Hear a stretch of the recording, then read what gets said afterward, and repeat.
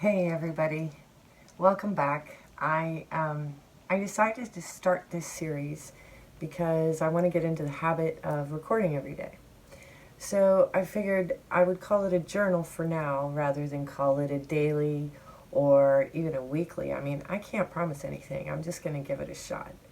So essentially what I'm going to do is I'm going to give a reading for the collective that I'll put at the beginning of every video, and also to talk a little bit about the astrology that we have. Basically, the way I'm building my channel is so that you watch the monthly first, and theoretically that stays relevant to you throughout the month, that you can keep going back to in terms of the astrology that I've put at the top. And then with the journals and with other astrological event specific readings, we'll be carrying the theme through the month. So what do we have today and this week to think about? This particular journal is for May 11th, 2020. And so I'm recording this on the 10th, and today Saturn goes retrograde in Aquarius. So these themes are going to be around the brotherhood, perhaps even, a good look, a review of what it is we think that the age of Aquarius is supposed to be and what it will actually become or what it's becoming. So that's May 10th. Now, May 12th and 13th, that is when Venus goes stationary retrograde in Gemini. So it's going to be all about love relationships, but it's also going to be very much about Gemini themes of communication, and almost, like an extra push with Mercury being Gemini's ruler in terms of the dynamics around what this retrograde season is going to be like. So that's two planets that are just happening this week. The other thing that we have to also be ready for is on May 16th, which is this Sunday, I believe. We have our sun aligning with Alcyon, the galactic center. So as I said in the monthly report, that this is going to be, we're going to be flooded with divine feminine energies, and it's going to be intense, I would imagine. And, it's going to be interesting how this is going to be reflected in world events as much as in our own personal lives. So be prepared. It's fair warning to you. I wouldn't necessarily say that we could blame Alcyon for everything, but if things seem pretty intense starting this Sunday, it's going to be like a 4-day gate. So as we get closer to it, we'll focus a little bit more on what that means for us generally in terms of energies and whatnot. So I think I'm just going to move forward and grab the Rider-Waite to pull one card. That's it. Just one card from Rider-Waite, and then I'm going to do Lenormand and Marcia McLuhan, Distant Early Warning deck. So let's see the sorts of things that we're going to be focusing on today, May 11th.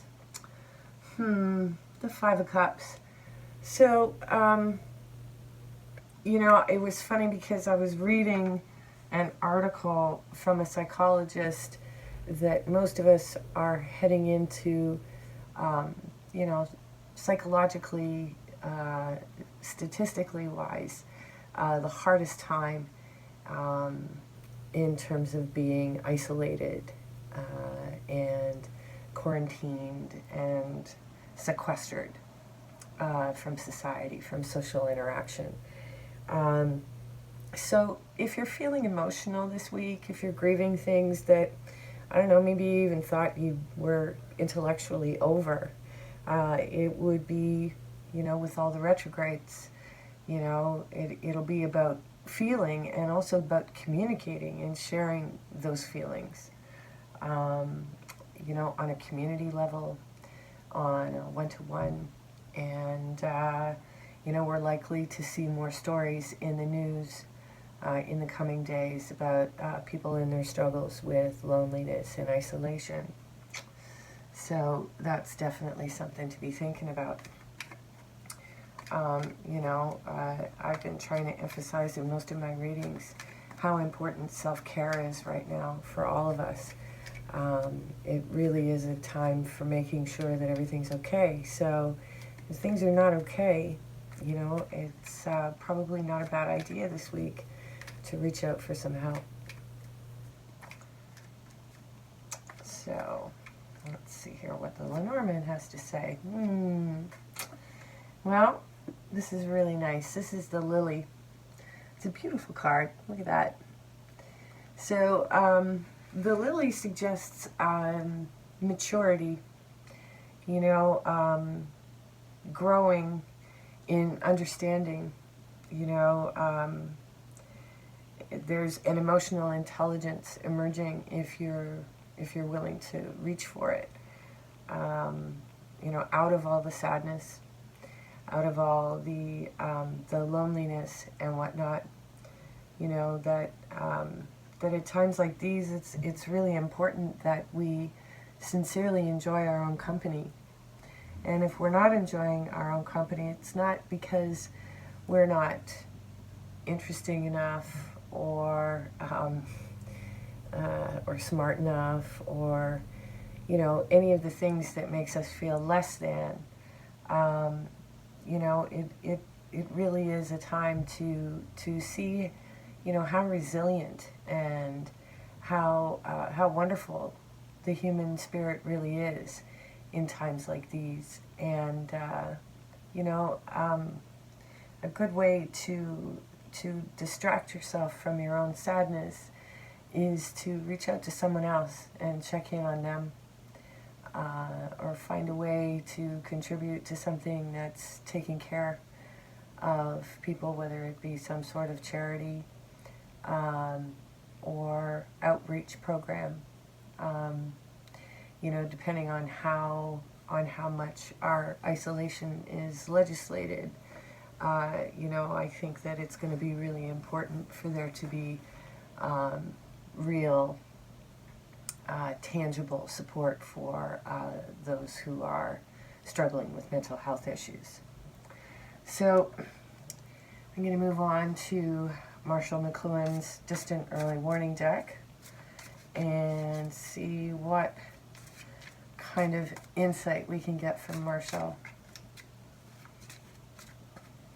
Marshall has really helped me to understand the way media works on individuals and society, and how important it is to be conscious of the kinds of media that you consume. So let's see what, you know, pearl of wisdom Marshall is giving us today. Okay. So the silicone bosom symbolizes the thin edge of the trial balloon.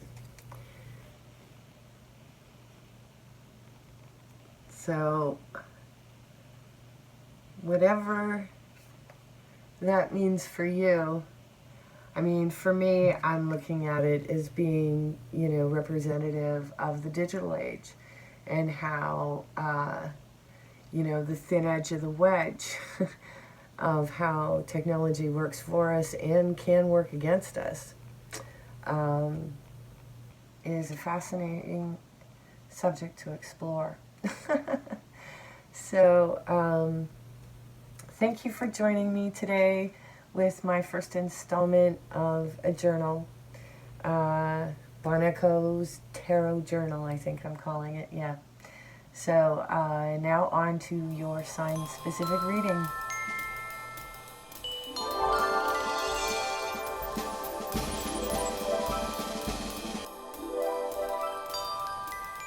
Hey, Cancer.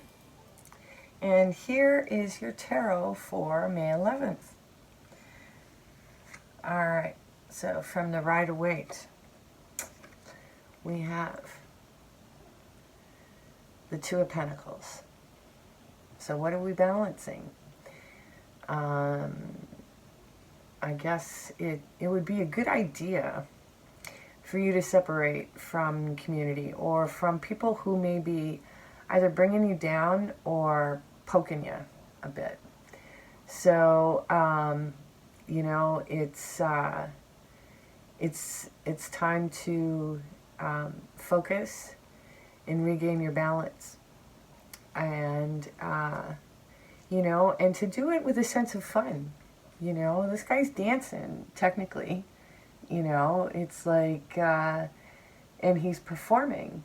So, you know, maybe it's time to dance in the living room a little bit. You know, bring the whole family in. What's the worst that could happen? All right, so what sort of Lenormand symbolism can we get for today? Ready? Ooh.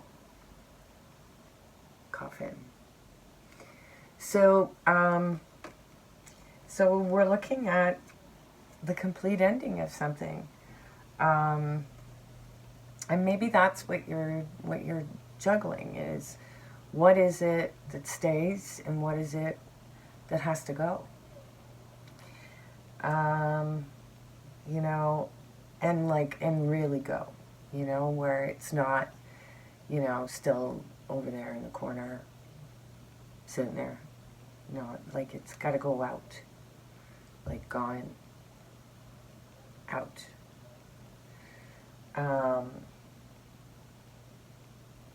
This really is about the ending of cycles and the beginning of a new set of circumstances that none of us are familiar with.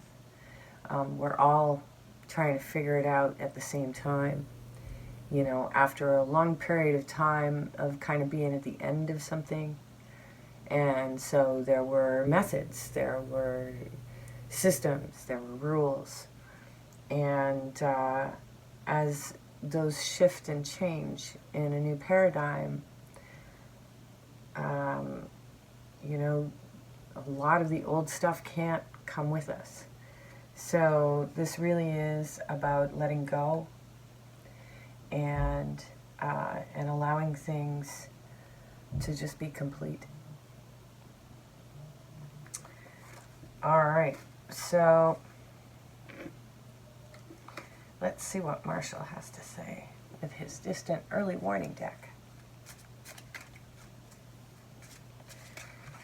There we go, Marshall, thank you. The Cyclops, the roving eye, the hunter, eternal chimera, hunter. The Jack of Hearts.